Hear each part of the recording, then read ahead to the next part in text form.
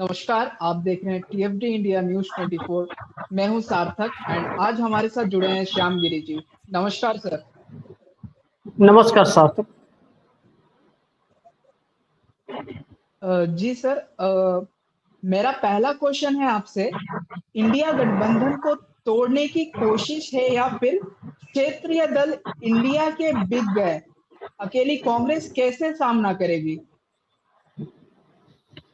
देखिए सार्थक, हम लोग कई दिनों से इस पे चर्चा कर रहे थे इंडिया गठबंधन पर। मोदी सरकार डीलिमिटेशन बिल ला रही है, लेकिन इसकी शुरुआत कहाँ से हुई डीलिमिटेशन बिल आने का? क्योंकि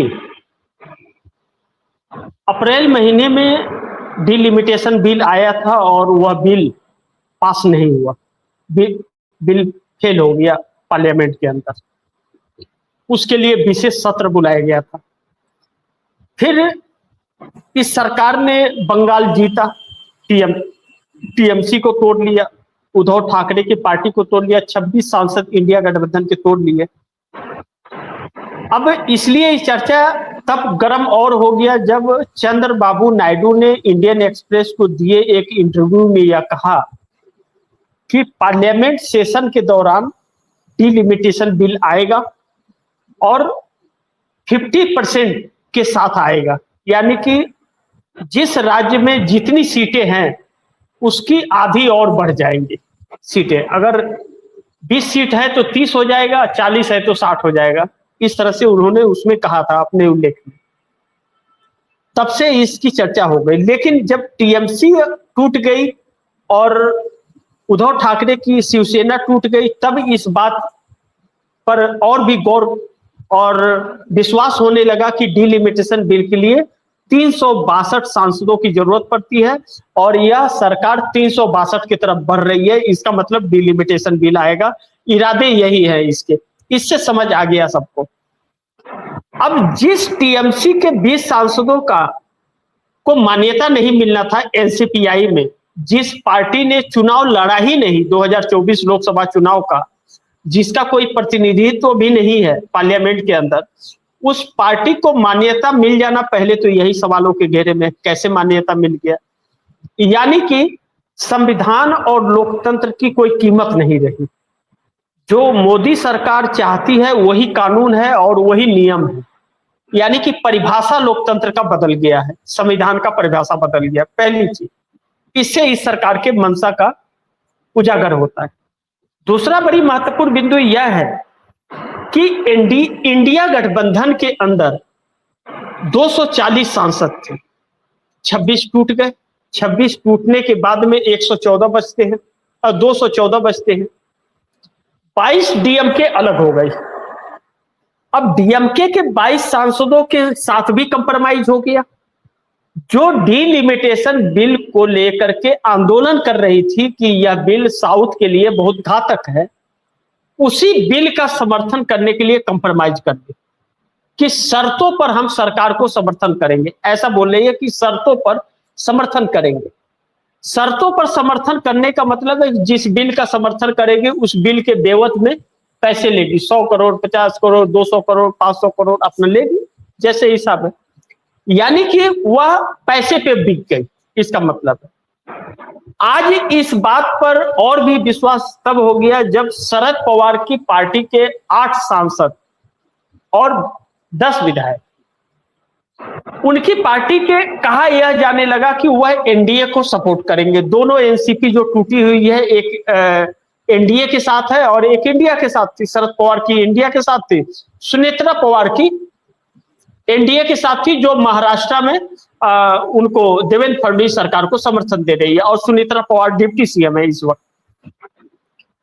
हालांकि सुनेत्रा पवार के ऊपर प्रेशर इस बात का है कि वह अपनी पार्टी का विलय भाजपा में कर दे, और आज नहीं तो कल उनकी पार्टी टूटेगी भी। सुनेत्रा पवार के बस का नहीं है पार्टी को चला पाना, यह भी बात सही है। लेकिन शरद पवार की बेटी सुप्रिया सुले का बयान आया, दो तरह के बातें इस पे चली। पहले यह चला कि एनडीए गठबंधन को सपोर्ट करने जा रहे हैं, सुप्रिया सुले कैबिनेट मिनिस्टर बनेंगी। इसकी चर्चा बहुत पहले से हो रही थी। सुप्रिया सुले ने प्रेस कॉन्फ्रेंस किया। प्रेस कॉन्फ्रेंस करके उन्होंने कहा कि खबर ऐसी चल रही है, लेकिन अभी तक हमारे सामने प्रस्ताव नहीं आया है कि डिलिमिटेशन बिल आएगा। जब प्रस्ताव आएगा तो हम विचार करेंगे, लेकिन बिना आग के धुआं नहीं उठता है। जरूर, क्योंकि शरद पवार एकनाथ शिंदे से मिल चुके हैं, देवेंद्र फडणवीस के साथ बंद कमरे में बैठक हुई है भारतीय जनता पार्टी नेता के साथ। यह तय है कि जब जब इंडिया गठबंधन मोदी सरकार के खिलाफ बड़े एक्शन की तरफ बढ़ा है रोकने में, तब तक शरद पवार भारतीय जनता पार्टी को सपोर्ट करती है। यह शुरू से रहा है, तो इस बार नहीं सपोर्ट करेंगे, इस बात की गारंटी क्या है, पहला चीज। दूसरा, आपने कहा कि इंडिया गठबंधन को तोड़ने की कोशिश है या फिर क्षेत्रीय दल इंडिया के बिक गए, अकेली कांग्रेस कैसे सामना करेगी, आपका यह सवाल था। यह तोड़ने की कोशिश तो है। आज ममता बनर्जी के एक सांसद के यहां उसके बेटे और पत्नी को ईडी ने बुला लिया पूछताछ के लिए। बस वह शख्स सांसदी इस्तीफा देके टीएमसी से भाजपा में जाके मिल गया, ईडी घर बैठ गए, फिर ईडी ने नहीं बुलाया। तो ईडी का डर तो डराया जा रहा है, डरा धमका करके यह सबको लाया जा रहा है। कमजोरी यह है कि इंडिया गठबंधन के जो लोग हैं वह जेल जाने से डरते हैं और सामना करने की हिम्मत नहीं है। लेकिन एक शख्स, आपने कहा कि कांग्रेस कैसे सामना करेगी, यही कांग्रेस की ताकत है। राहुल गांधी एक शख्स ऐसे है जिससे भाजपा डर रही है। आप सोचिए, इंडिया गठबंधन के सभी पार्टियों को तोड़ लिया गया, साथ में ले आ ली, कांग्रेस अकेली है, कमजोर है, तो कांग्रेस से डरना क्यों।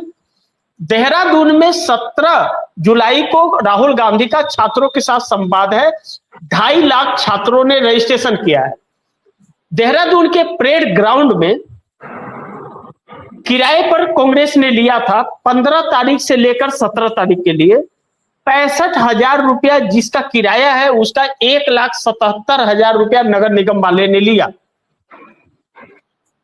कल देर रात 12 बजे से ट्रक पर सामान लदा हुआ था टेंट के, और वह ग्राउंड में प्रवेश करना था और उनकी रैली को रद्द कर दिया गया, परमिशन नहीं दिया गया। कहा गया कि नहीं, यहाँ पे सरकारी कार्यक्रम हो रहे, नहीं मिलेगा, जबकि कोई कार्यक्रम नहीं हो रहा था। यानी कि राहुल गांधी की रैली को रोकने के लिए यह किया गया। यानी कि राहुल गांधी की इस रैली से डर लग रहा है कि राहुल के साथ छात्र हैं, तो यह कोशिश की जा रही है। अब इस वक्त सब अगर जब कंप्रोमाइज हो गए हैं, 240 सांसद इंडिया गठबंधन के पास थे और तकरीबन अब सिर्फ 115-20 बचे हुए हैं, 100 या 150 मान लीजिए, 150 बचे हुए हैं, तो भी अगर भाजपा डर रही है, इसका मतलब भाजपा डरी हुई है और सरकार संकट में है। लेकिन 29 के चुनाव में मोदी को कमबैक करने के लिए, सत्ता में बने रहने के लिए डिलिमिटेशन और वन नेशन वन इलेक्शन जरूरी है। मैं बार बार आपके भी कार्यक्रम में और अपने भी कार्यक्रम में, बाकियों के कार्यक्रम में मैंने लगातार यह बातें कही हैं कि भारतीय जनता पार्टी और मोदी के पास एक ही रास्ता है 2029 में सत्ता में आने के लिए, कि delimitation one nation one election करना पड़ेगा। और कांग्रेस को रोकने के लिए मुख्यमंत्रियों को जेल में डालने का कानून लाना पड़ेगा, तभी कांग्रेस कमजोर होगी। मुख्यमंत्रियों को जेल में डालेंगे, सरकार गिराएंगे। अब तेलंगाना में सरकार है कांग्रेस की, कर्नाटक में है, हिमाचल में है और केरल में है।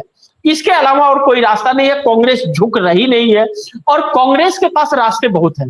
अब साउथ के अंदर भारतीय जनता पार्टी के लिए बहुत संकट कांग्रेस बन गई है कि साउथ में एंट्री नहीं कर पाएंगे, मोदी यह जानते हैं।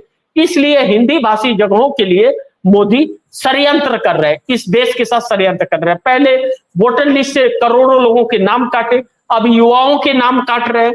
डिलिमिटेशन करेंगे, आपका जहां पर वोटर सेंटर रहेगा वहां से 40 किलोमीटर दूर आपको वोटिंग का बूथ डाल देंगे। आप 40 किलोमीटर वोट डालने जाएंगे नहीं और वोट दे नहीं पाएंगे। और इनके लिए इनके वोटर जहां रहेंगे, थोड़े थोड़े 1-1 किलोमीटर पे इनके पोलिंग बूथ रहेंगे। तो यह इस तरह से करना चाहते हैं, जो आने वाले वक्त के लिए बहुत संकट एक है। और इंडिया गठबंधन के लोग बिक गए हैं, यह बिक गए हैं, तोड़ने की कोशिश नहीं हो रही है, सब बिक गए हैं। और बाकी बचे कुछ कुछ लोग भी बिकने वाले हैं। जी साहब।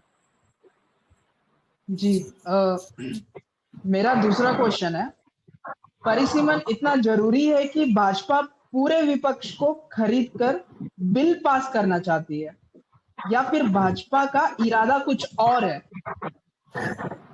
देखिए, मैंने अभी आपको कहा कि इंडिया गठबंधन के वह क्षेत्रीय दल बिक गए हैं, उन्हें तोड़ने की कोशिश नहीं है, वह बिके हुए हैं, सब बिके हुए, कंप्रोमाइज है सब। अब परिसीमन की जो बात है, मैंने परिसीमन का आपको पूरा डिटेल समझा दिया कि यह परिसीमन करना चाहते हैं, इसी के लिए तो यह डिलिमिटेशन कर बिल इनको चाहिए, 2/3 बहुमत चाहिए, 543 पार्लियामेंट के अंदर सांसद है, जिसमें 362 इनको चाहिए। 362 रहेगा तो संविधान में संशोधन कर पाएंगे। संविधान संशोधन के बगैर यह बिल को पास नहीं कर सकते और न तो इस पर काम कर सकते हैं। ऐसे में 362 की संख्या इनके पास हो गई है फिलहाल तो, लेकिन अभी 20 तारीख अभी देर है, अभी विधेयक आया नहीं है, विधेयक के लिए प्रस्ताव देना पड़ेगा। वह प्रस्ताव कब देते हैं, क्या इस सेशन में देते हैं या नहीं देते हैं? 362 के लिए अगर इनका इतना झुकाव है और इतना षड्यंत्र कर रहे हैं तो बिल जरूर आएगा, इस बात की गारंटी है।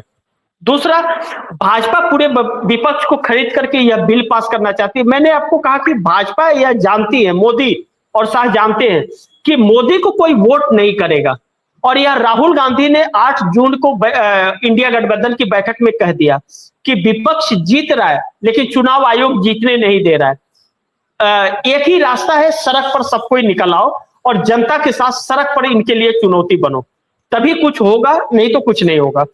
अब ऐसे में यह बिल पास इसलिए भी इनके लिए जरूरी है और करना चाहते हैं कि डिलिमिटेशन जब करेंगे तो इनका मकसद होगा 2029 का चुनाव इस देश का आखिरी चुनाव होगा, डिलिमिटेशन के तहत हुआ तो फिर लोकतंत्र नहीं रहेगा, यह एक छत्रप राज स्थापित होगा, राजवाड़ा के जैसा, कि एक व्यक्ति का आदेश पूरे देश को मान्य होगा, जैसे चाइना में है, रसिया में है, कोरिया में है। ये ऐसा यह बनाना चाहते हैं इस देश को, और ऐसा हो गया तो गुलामी से निकल नहीं पाएगा कोई जल्दी। दूसरा, भाजपा का इरादा यही है जो मैं आपको बता रहा हूं, इसी इरादे के साथ यह ला रही, यह हिंदू राष्ट्र बनाना चाहते हैं। हिंदू राष्ट्र का मतलब इनका यह है, इनकी परिभाषा यह है हिंदू राष्ट्र की, कि ठाकुर और ब्राह्मणों के हाथ में यह देश रहेगा, स्कूल बंद होंगे, 95,000 स्कूल इन लोगों ने बंद कर दिया, सरकारी स्कूल है 95,000 सरकारी आंकड़े के अनुसार बंद हो गया, मोदी ने बंद कर दिया। अब यह गुरुकुल वाला सिस्टम होगा और उस गुरुकुल के अंदर ठाकुर और ब्राह्मणों के बच्चे को ही शिक्षा मिलेगा, बाकी किसी को नहीं शिक्षा मिलेगा। और इस देश की राजनीति में और चुनाव लड़ने का अधिकार और वोट देने का अधिकार सिर्फ ठाकुर और ब्राह्मण को होगा, और जो गुरुकुल में पढ़ा होगा वही चुनाव लड़ पाएगा और वही सत्ता में आने का दावेदारी कर सकता है। बाकी किसी को न तो वोट डालने का अधिकार होगा और न तो उसे बोलने का अधिकार होगा, जो यह लोग बोलेंगे वही उन्हें करना पड़ेगा। मतलब यह, आप इसे यह समझ लीजिए कि ब्रिटिश की गुलामी जो थी उससे भी खतरनाक इनके इरादे हैं। 100 साल के षड्यंत्र इनका पूरा होने जा रहा है और उसमें विपक्ष की बहुत बड़ी भूमिका है। यह क्षेत्रीय दल जो है ना, इन क्षेत्रीय दलों का जो पनप गए और जनता इन्हें वोट दे करके ज्यादातर इनके पास सांसद और विधायक आ जा रहे हैं, यही घातक है कि पैसे पे यह बिक जा रहे हैं। अगर यही कांग्रेस को आए होते तो आज यह नौबत ना आती, लेकिन अब समाजवादी पार्टी हुआ, चाहे वह टीएमसी हुई, चाहे उद्धव ठाकरे की शिवसेना हुई, शरद पवार हुए, स्टालिन डीएमके हुई, या अरविंद केजरीवाल हुए, सब बिका हुए हैं, सब बिके हुए हैं पैसे पर।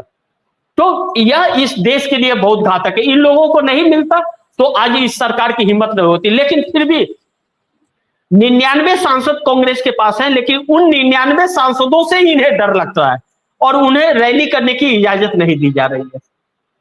जी सार्थक। जी सर, मेरा तीसरा क्वेश्चन है आपसे, आरएसएस बीजेपी मिलकर देश को गुमराह कर रहा है या फिर इनका कुछ और ही प्लान या मकसद है सर, आपको क्या लग रहा है? देखिए, आपने बहुत फतेह की बात सवाल खड़ा कर दिया कि मकसद कुछ और है क्या?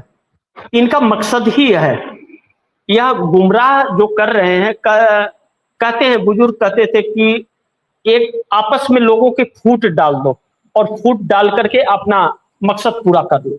वह आपस में लड़ते झगड़ते रहेंगे, कर लो। अब देखो आप, यह देश 100 करोड़ लोग इस देश के रात दिन 24 घंटा दौड़ रहे हैं।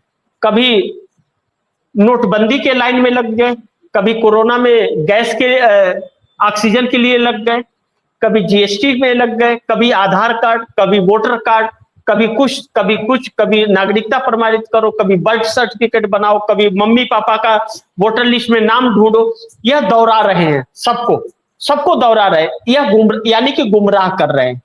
क्यों? उसी में लोग उलझे रहे कि मेरा वोटर कार्ड में नाम नहीं चढ़ा, मेरा नागरिकता छिन जाएगा।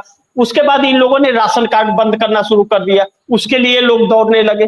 फिर पासपोर्ट रिन्यूअल करना इन लोगों ने बंद कर दिया, जिसका वोटर कार्ड में नाम नहीं है उसका पासपोर्ट नहीं हो रहा है। फिर इन्होंने युवाओं के नाम काटने शुरू कर दिए, बोल रहे हैं कि अगर आपके माँ बाप का नाम, दादा दादी का नाम 2003 के अगर सूची में नहीं है तो आपका नाम नहीं चढ़ेगा वोटर लिस्ट में। तो अब लोग उसमें परेशान हो गए। तो यह लोगों को गुमराह कर रहे हैं, इसमें दौड़ा रहे हैं लोगों को। मकसद इनका वही है, इस देश पर राज करना। हकीकत यह है कि नरेंद्र मोदी ने इस देश को बेच दिया है, देश को खोखला बना दिया है। देश के पास कुछ भी नहीं है, सिर्फ कर्ज है, 244 लाख करोड़ रुपए का कर्ज। मैं आधिकारिक आपको रिपोर्ट बता रहा हूं, जो सरकार के आंकड़े कहते हैं, गूगल सर्च करने से यह रिपोर्ट आती है, जो वह रिपोर्ट की सिर्फ चर्चा कर रहा हूं, बाकी की तो बात छोड़ दीजिए आप।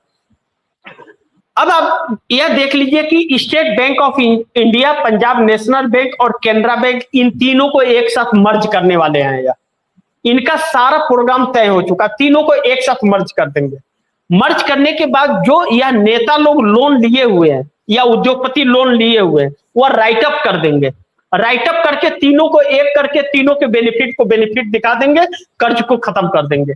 यानी कि घाटे को फायदा दिखा दे रहे हैं। उस कर्ज जो दिया है इन्होंने, वह नहीं मिल रहा है, उसको कट अप कर देंगे, रजिस्टर से गायब कर देते हैं। जो बचा है उसी को पूंजी बता देते हैं, उसके बाद कितना इनकम हुआ, इनकम। बहुत एक अलग फार्मूला इनका है। वह फार्मूला इस देश के लिए बहुत घातक है। LIC इस देश का गौतम अडानी के कंपनी में पैसे लगा रही है, खाली कहीं और नहीं लगाती है, सरकार के दिशा निर्देश पर लगाती है। यह लोग कहते हैं, नहीं तो LIC इतने घाटे का सौदा क्यों कर रही है। अब जिस दिन गौतम अडानी की कंपनी डूबी, अडानी की, उस दिन इस देश के पैसे डूब जाएंगे। बैंक का वैसे ही मर्ज करके माफ कर दे रहे हैं। तो यह सारी चीजें, इनका मकसद है इस देश को गुलाम बनाना। यह इनका मकसद है। हिंदू राष्ट्र, मैंने आपको बताया कि हिंदू राष्ट्र बनाना चाहते हैं, और हिंदू राष्ट्र बनाने का इनका सपना पूरा होगा नहीं होगा, यह तो वक्त बताएगा। अभी कुछ कहना बहुत जल्दबाजी है, क्योंकि डिलिमिटेशन इतना आसान नहीं होगा, क्योंकि साउथ में इसको लेके बवाल जरूर होगा। जो DMK इनको सपोर्ट करने जा रही है, उस DMK का क्या हाल होगा साउथ के अंदर, और चंद्रबाबू नायडू का क्या हाल होगा, यह तो वक्त बताएगा। अभी कुछ कहना बहुत जल्दबाजी होगा, अभी कुछ नहीं कर सकते। अभी तो विधेयक आया नहीं है, कयास लगाए जा रहे हैं। विधेयक आएगा तो उस पर चर्चा भी हम लोग करेंगे। जी साहब। जी, मेरा आखिरी सवाल है आपसे। कांग्रेस अकेली विपक्ष में बची है, अखिलेश का भरोसा नहीं, राहुल गांधी के सामने कितनी बड़ी चुनौती है? आपको क्या लग रहा है इसमें? देखिए, राहुल का सामने सार्थक बहुत बड़ी चुनौती है। उत्तर प्रदेश का चुनाव 5 महीने के बाद में बिगुल उसका वो लग जाएगा, ऐलान हो जाएगा। उत्तर प्रदेश के साथ साथ उत्तराखंड में भी है, पंजाब में भी है, गोवा में भी है, और मणिपुर के साइड में एक किसी 7 सिस्टर में एक किसी स्टेट का है। लेकिन उसके बाद 2027 के आखिरी में 2 राज्य और आते हैं, हिमाचल और गुजरात का भी चुनाव है। 7 राज्यों का चुनाव है। यह 7 राज्य के चुनाव मोदी के लिए बहुत एक चुनौती है। अब डिलिमिटेशन बिल अगर लाते हैं या पास हो जाता है, जो 100% उम्मीद है। आपने कहा कांग्रेस अकेली विपक्ष में बची है, अखिलेश का भरोसा नहीं। अखिलेश यादव 2027 का चुनाव उत्तर प्रदेश में लड़ना है। अखिलेश यादव के लिए चुनौती यह है कि 10 साल से सत्ता में समाजवादी पार्टी नहीं है। और इस बार अगर चुनाव हार गई समाजवादी पार्टी तो यह निश्चित है कि समाजवादी पार्टी टूट जाएगी, और समाजवादी पार्टी टूटेगी तो समाजवादी बीजेपी में जाएंगे, कुछ कुछ कांग्रेस में जाएंगे, समाजवादी पार्टी खत्म हो जाएगी। अब अभी तक समाजवादी पार्टी और कांग्रेस का गठबंधन नहीं हुआ है, इंडिया गठबंधन खत्म हो चुका है। ऐसे में कांग्रेस समझौता करने को तैयार नहीं है। समाजवादी पार्टी के अखिलेश यादव पर कांग्रेस को भरोसा नहीं है, वह कब भाजपा के साथ जाएंगे और कब नहीं जाएंगे। ऐसे में कांग्रेस जाना नहीं चाहती है। कांग्रेस की रणनीति इस वक्त बनी हुई है कि अकेले चुनाव मैदान में जाएंगे या उनके साथ में समझौते पर करेंगे। वह अगर समझौते सफल हुए, एक साथ समझौते में अगर सही हुआ तो गठबंधन करेंगे, और समझौता अगर कंप्रोमाइज वाला रहा तो कंप्रोमाइज नहीं करेगी कांग्रेस, अकेली जाएगी। जनता को जो अच्छा लगता है वह फैसले ले, किसे जिताना है किसे हराना है वह देखे। लेकिन कांग्रेस अकेले जाने का मतलब है कि समाजवादी पार्टी किसी भी कीमत पर नहीं जीतेगी, और जो 2022 में सीटें आई थी वह भी सीटें नहीं आएगी। फिर 100% समाजवादी पार्टी टूट जाएगी, फिर कांग्रेस का उदय होगा। एक बात मैं आपको कहना चाहूंगा, आपने कहा राहुल गांधी के सामने कितनी बड़ी चुनौती। राहुल गांधी का एक वक्तव्य बयान है, राहुल गांधी ने कहा था कि देश की जनता को कि आप मुझे वोट दो या मत दो, आप जिसे चाहते हो उसे वोट दो, लेकिन जब भी इस देश की जनता को तकलीफ होगी तो राहुल गांधी सबसे आगे खड़ा मिलेगा सरकार के खिलाफ। राहुल गांधी ने एक बयान और दिया कि इस देश के लोकतंत्र और संविधान पर जब भी संकट आएगा मैं अपनी जान का परवाह नहीं करूंगा, और इस सरकार हमारे जीते जी तो संविधान को बदल नहीं सकती और न तो लोकतंत्र को खत्म कर सकती। उसे अगर संविधान बदलना है और लोकतंत्र को खत्म करना है तो उसे पहले मुझे खत्म करना पड़ेगा। यह बात इस सरकार को कांटे की तरह चुभी है। संविधान का आड़ लेकर के अलग अलग हथकंडे अपना रही है, लेकिन राहुल गांधी का सामना नहीं कर पा रही है। इसीलिए राहुल गांधी की सभी रैलियों और सभाओं को रोका जा रहा है, परमिशन नहीं दिया जा रहा है। अब राहुल गांधी कहीं ऐसा ना हो कि भारत जोड़ो यात्रा की तरह निकल पड़े, फिर इस देश में एक बहुत बड़ा ज्वालामुखी फट पड़ेगा जो इस सरकार के लिए संकट होगा। दूसरा, इंडिया गठबंधन को तोड़कर यह सरकार छिपा रही है कि भारतीय जनता पार्टी के अंदर कितनी बड़ी टूट है। हकीकत यह है, कुल निचोड़ इस कार्यक्रम का मैं आपको बताऊं तो भारतीय जनता पार्टी के अंदर संग्राम है। मोदी की कुर्सी संकट में है, भाजपा के लोग ही इनके साथ खड़े नहीं हैं, इसलिए इन मुद्दों से ध्यान भटकाने के लिए यह इंडिया गठबंधन के लोगों को तोड़ने का नाटक कर रहे हैं और साथ लाने का। हकीकत यह है कि 240 सांसदों को नरेंद्र मोदी संभाल नहीं पाए हैं, उसमें से 136 सांसद बागी हो गए, जो इनके सबसे बड़े संकट का राज है। अब नरेंद्र मोदी का क्या होगा यह तो वक्त बताएगा, अभी कुछ कहना जल्दबाजी होगा। लेकिन 20 जुलाई से जो पार्लियामेंट सेशन हो रहा है और 15 अगस्त को जो नरेंद्र मोदी का भाषण लाल किले से होगा, 15 अगस्त तक क्या रंगत रहता है देश का पार्लियामेंट का, यह इस देश के भविष्य को तय करेगा। और इस बीच अगर सोनम वांगचुक को जंतर मंतर पर कुछ हो गया तो इस सरकार को देश की जनता दौड़ा लेगी, और जो विपक्ष के लोग भाजपा के साथ गए हैं उनको भागने के लिए कहीं जगह नहीं मिलेगा। जी सर। जी सर, इसी के साथ आज का डिस्कशन यही खत्म होता है। थैंक यू ज्वाइन करने के लिए। धन्यवाद सर।